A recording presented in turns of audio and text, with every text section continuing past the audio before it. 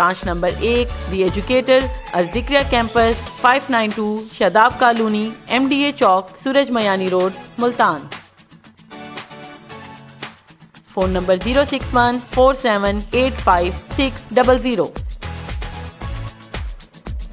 Branch number 2 the educator Nawabpur campus Nawabpur road नज़ जनूबी bypass Multan.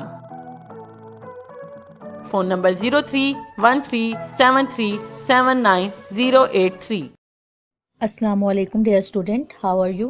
Hope you will be fine and enjoying good health. I am your teacher Tayyeba Qureshi. Students, as you know, we are learn about chapter number 8 nutrition. Our topic is digestion in human being. आज हम लोग पढ़ेंगे role of liver के बारे में कि किस तरह डाइजेशन में लीवर रोल प्ले करता है, जिगर अपना अहम किरदार अदा करेगा। सबसे पहले हम लोग इसका देखते हैं कि स्ट्रक्चर किस तरह से होता है कि liver is the largest gland of body, body का सबसे बड़ा ग्लैंड है। यहाँ पे वर्ड ऑर्गन यूज़ नहीं हुआ, ग्लैंड यूज़ हुआ है। इसका मतलब ये हुआ कि ये ग्लैंड जो है, उर्दू में इसको हुदूद बोलेंगे, ये मुख्तलिफ किस्म की सिक्रीशन सिक्रीट करता है जो डाइजेशन में हेल्पफुल होती हैं। It is multi lobed. Multi lobe का मतलब होता है इसकी बहुत सारी साइड्स होती हैं, यानी कि इसके पार्ट्स काफ़ी सारे होते हैं। ये ग्रीनिश रेडिश कलर का होता है, डार्क रेडिश कलर का। उसके अलावा ये डायफ्राम में पेट के पर्दे के बिल्कुल नीचे होगा, राइट साइड पर होगा पेट के एब्डोमेन के। और अडल्ट ह्यूमन की बात की जाए तो इसका जो वेट होता है वो 1.5 kg और साइज इसका फुटबॉल जितना होता है, जितनी एक फुटबॉल होती है। इसके साथ एक स्ट्रक्चर लगा हुआ होता है, येलो कलर की सैक होती है पेयर शेप्ड ग्रीनिश कलर की, जिसको गाल ब्लैडर बोला जाएगा। कहते हैं वो भी वेंट्रल साइड पे, नीचे वाली साइड पे लीवर की मौजूद होती है, राइट साइड पर। इसको लबलोबा भी बोलते हैं गाल ब्लैडर को। लीवर एक जूस सिक्रीट करेगा, जो हम लोगों ने पीछे स्मॉल इंटेस्टाइन में भी देखा था, बाइल। लीवर सिक्रीट करेगा बाइल को, जो कि गाल ब्लैडर में ही स्टोर हो जाएगी। तो गाल ब्लैडर क्या करेगा, उसके बाद जब वो कंट्रैक्ट करेगा या रिलैक्स करेगा तो वो बाइल जो रिलीज हो जाएगी ड्यूडेनम के अंदर, जिसको कॉमन बाइल डक्ट कहा जाएगा। उससे क्या होगा, डक्ट यहाँ पे यानी कि एक समझे खुली सी खोखली सी जगह है जो दो चीज़ों को मिला रही है, यानी कि ड्यूडेनम को भी मिला रही है और गाल ब्लैडर को भी। गाल ब्लैडर के अंदर जो सिक्रीशंस होंगी वो जब कॉन्ट्रैक्ट करेगी तो वो सिक्रीशन यानी कि वो बाइल जो है ड्यूडेनम के अंदर आ जाएगा, इसलिए इसको कॉमन बाइल डक्ट कहा जाएगा। बाइल के पास कोई इंजाइम नहीं होता, लेकिन इसके पास कुछ सार्स वगैरह होते हैं जो इमल्सिफिकेशन ऑफ लिपिड में हेल्प करते हैं। इमल्सिफिकेशन को हम लोग पहले भी देखा था कि इमल्सिफिकेशन क्या होता है। इमल्सिफिकेशन ये होता है कि लिपिड्स का ड्रॉपलेट्स की फॉर्म में, छोटे छोटे ड्रॉप्स की फॉर्म में तकसीम हो जाना, टूट जाना, इमल्सिफिकेशन कहलाता है। उसके अलावा लिपिड डाइजेस्टिंग एंजाइम भी यहाँ पर मौजूद होते हैं। कहते हैं कि डाइजेशन के अलावा लीवर के और भी बहुत सारे फंक्शंस हैं जो हम यहाँ पर देखेंगे। सबसे पहला इसका जो रोल होगा वो डीएमिनेशन में है। डीएमिनेशन का मतलब अमाइनो एसिड में से अमाइनो ग्रुप को रिमूव कर देना। उसके अलावा ये कन्वर्ट कर देता है अमोनिया को लेक्स टॉक्सिक फॉर्म में, यानी कि कम जहरीली फॉर्म यूरिया में। गो के यूरिया भी बॉडी के अंदर रहना ठीक नहीं है, लेकिन अमोनिया उससे ज़्यादा टॉक्सिक है, उससे ज़्यादा जहरीला नुकसानदेह है। तो सबसे पहले अमोनिया को ये कन्वर्ट कर देगा यूरिया में, और यूरिया यूरिनेशन के थ्रू बॉडी से एक्सक्रीट आउट हो जाएगा। उसके अलावा ये करता है destroy old red blood cells को। जितने भी रेड ब्लड सेल्स जो डेड होते जाते हैं उनको भी ये डिस्ट्रॉय करता जाता है।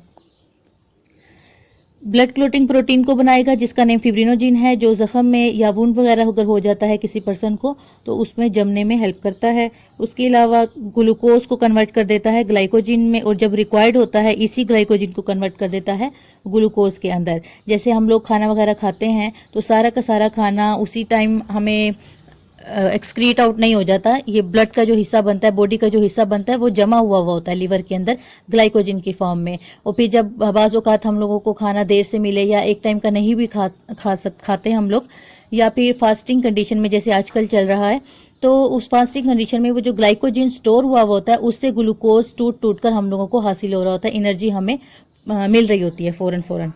उसके अलावा कन्वर्ट कर देता है ये कार्बोहाइड्रेट्स को और प्रोटीन्स को लिपिड्स के अंदर भी, और प्रोड्यूस करता है कोलेस्ट्रॉल भी हमारे पास चिकनाई है। प्रोड्यूस करता है हीट को, ताकि बॉडी का टेम्परेचर मेंटेन रहे। उसके अलावा जो है ये स्टोर करेगा fat soluble vitamin A, D, E, K को, और मिनरल आयंस वगैरह को, जैसे आयरन वगैरह को भी अपने अंदर स्टोर करने की इसके अंदर सलाहियत होती है। हम लोग देखते हैं कि किस तरह से कार्बोनेटेड सॉफ्ट ड्रिंक्स हमारे लिए हार्मफुल हैं। ये एसिडिक होते हैं, हमारी बॉडी के अंदर ऑक्सीजन की कमी कर देते हैं। उसके अलावा फॉस्फोरिक एसिड इसके अंदर मौजूद होता है, जो हमारी बोन्स में से कैल्शियम को डिसॉल्व कर लेता है, वीक कर देता है बोन्स को।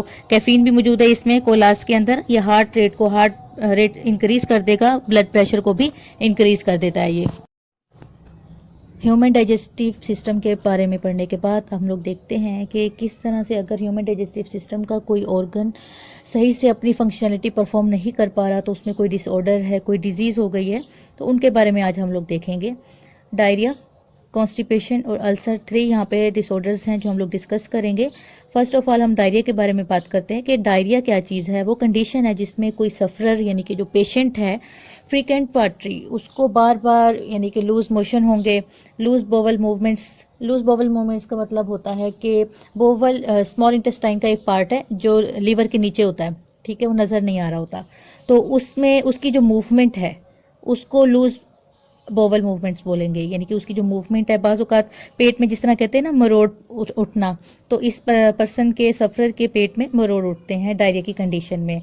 इसमें बाज़ औक़ात ऐसा भी हो जाता है कि पेट में दर्द होता है, नोज़िया फील होता है और वॉमिटिंग भी। नोज़िया का मतलब होता है कि उस पर्सन को मतली फील होगी, बाज़ औक़ात वॉमिटिंग भी हो सकती है, क्योंकि इसमें ज़्यादातर ऐसा ही होता है कि कोलन जो है वाटर को एब्जॉर्ब नहीं कर पा रहा होता ब्लड से। आगे देखते हैं इसके मेन काज क्या होंगे डायरिया के। Lack of inadequate safe water, पानी की कमी हो जाती है, साफ पानी की कमी, यानी कि पानी तो पिया जा रहा है लेकिन जो साफ पानी है उससे भी बाज़ औक़ात डिजीज़ हो जाती है, बाज़ औक़ात वायरल इन्फेक्शन से और बैक्टीरिया के इन्फेक्शन से लार्ज इंटेस्टाइन पे भी ये डिजीज़ काज हो जाती है। अगर इसकी रिकवरी के बारे में बात करें कि रिकवरी किस तरह हो सकती है, अगर पेशेंट को काफ़ी मिकदार में अच्छी फूड दी जाए और वाटर भी उसको सही से दिया जाए, तो ये डिज़ीज़ जो है ख़त्म हो सकती है, वो ठीक हो सकता है, फ्यू डेज़ में ही रिकवर हो जाएगा। लेकिन अगर वो पर्सन जो है मेल नरिश्ड है और या ऐसे इलाके में रहता है जहाँ पानी भी सही से नहीं है, तो उसको सीवियर किस्म की डिहाइड्रेशन हो सकती है, बाज़ औक़ात वो उसकी लाइफ के लिए थ्रेटनिंग भी हो सकती है, उसकी डेथ हो सकती है उस पर्सन की डायरिया से। कहते हैं अगर ट्रीटमेंट की बात करें तो इसमें सबसे पहले तो उनको साफ़ पानी दिया जाएगा और उस पानी की ताकि कमी पूरी हो जाए जो डायरिया के दौरान हो गई थी उसको। इसके ट्रीटमेंट के लिए फिर बाज़ औक़ात डॉक्टर्स जो हैं साल्ट्स वगैरह प्रेफर करते हैं। साल्ट्स में ORS आ जाता है, ओरल रिहाइड्रेशन साल्ट बोला जाता है, उसमें ये सारे साल्ट वगैरह मौजूद होते हैं जो न्यूट्रिएंट्स की कमी को पूरी कर देते हैं, जो डायरिया के दौरान अगर बॉडी से एक्सक्रीट आउट हो जाते हैं, निकल जाते हैं तो। उसके अलावा एंटीबायोटिक्स वगैरह भी दी जाती हैं ताकि बैक्टीरियल इन्फेक्शन से बचा जा सके। अगर इसकी प्रिवेंशन देखें डायरिया की, तो क्लीन वाटर लेना चाहिए, एसेंशियल साल्ट्स वगैरह होने चाहिए हमारी डाइट में, eating regularly and taking hygienic में, ये साफ़ सुथरा रहना चाहिए, उस सफाई का ख्याल रखना चाहिए। तो ये इसकी प्रिवेंटिव मेजर्स हो गए। कॉन्स्टिपेशन, इसको उर्दू में कब्ज़ बोला जाएगा। कॉन्स्टिपेशन डायरिया के बिल्कुल उलट है। डायरिया में पानी की मिकदार ज़्यादा हो चुकी थी, कोलन उसको एब्जॉर्ब नहीं कर पा रहा था ब्लड में से, जबकि कॉन्स्टिपेशन में यही पानी ज़्यादा मिकदार में एब्जॉर्ब होना शुरू हो जाएगा। तो फिर क्या होगा, उस पर्सन को एक्सपीरियंस होगा हार्ड फीसिस का, यानी कि फीसिस जो हैं ज़्यादा गाढ़े हो जाएंगे और इतने हो जाएंगे कि वो एलिमिनेट करना, उन्हें एक्सक्रीट आउट करना बॉडी से मुश्किल हो जाएगा। तो ये कॉन्स्टिपेशन की कंडीशन है। इसके कॉजेज अगर हम लोग देखें तो इसमें एक्सेसिव एब्जॉर्प्शन होगी वाटर की, पहला तो यही हो गया। फिर उसके बाद डाइटरी फाइबर्स की कमी हो जाना, इनसफिशिएंट है कि एक पर्सन जो है अपनी डाइट के अंदर डाइटरी फाइबर्स को नहीं ले रहा, डिहाइड्रेशन हो गई है, उसको पानी की कमी है, पानी नहीं पी रहा, और मेडिसिन वगैरह अगर ज़्यादा इस्तेमाल की जाएं, आयरन वगैरह की, कैल्शियम की, एल्यूमिनियम वगैरह उसकी मेडिसिन में है, इससे भी कॉन्स्टिपेशन हो जाती है। बाज़ औक़ात कॉन्स्टिपेशन से ट्यूमर भी बन जाते हैं रेक्टम में या फिर एनस में। ट्यूमर का मतलब ये हुआ बहुत सारे सेल्स मिलकर वहाँ पे एक क्लोट सा बना देंगे रेक्टम में या फिर एनस में, तो बाज़ औक़ात ये बहुत ज़्यादा हार्मफुल होता है ह्यूमन बीइंग के लिए। अगर ट्रीटमेंट की बात की जाए कॉन्स्टिपेशन की, तो सबसे पहले डाइट को दुरुस्त करना है और एक्सरसाइज को डेली बेसिस पे अडॉप्ट करना है। उसके अलावा जैसे मेडिसिन हैं, लेक्सेटिव बोलते हैं, कब्ज़ कुशा, उसमें पैराफिन्स वगैरह आ जाती हैं, वो ट्रीटमेंट के लिए इस्तेमाल होती हैं। और कहते हैं कि इसका कॉन्स्टिपेशन का ट्रीटमेंट इजी है कि इंसान अपने आप को खुद भी बचा सकता है ज़्यादा मिकदार में पानी लेकर और डाइटरी फाइबर्स वगैरह। डाइटरी फाइबर्स में हमारे पास अगर हम लोग वेजिटेबल्स की बात करें तो ये पालक वगैरह आ गई, डाइटरी फाइबर्स इसमें काफ़ी सारे होते हैं, आयरन होता है इसके अंदर। उसके अलावा इस्बगोल होता है, इस्बगोल हस्क उसको लिया जाता है, जिसको इस्बगोल का छिलका भी बोला जाता है, ईजिली अवेलेबल होता है। तो ये चीज़ें अगर अपनी डाइट में रखी जाएँ तो कॉन्स्टिपेशन से बचा जा सकता है। थर्ड वन जो डिजीज़ है हमारे पास, डिसऑर्डर है, वो अल्सर है। अल्सर को पेप्टिक अल्सर भी बोला जाता है। पेप्टिक अल्सर का मतलब होता है मैदे का अल्सर। इसका मतलब ये है कि मैदे में या फिर ओएसोफेगस में या ड्यूडेनम में थोड़ी सी सोर हो जाना, उसकी जो इनर वॉल्स हैं गट की वो सोर हो जाती हैं, सूज जाती हैं, तो इसको अल्सर कहा जाता है।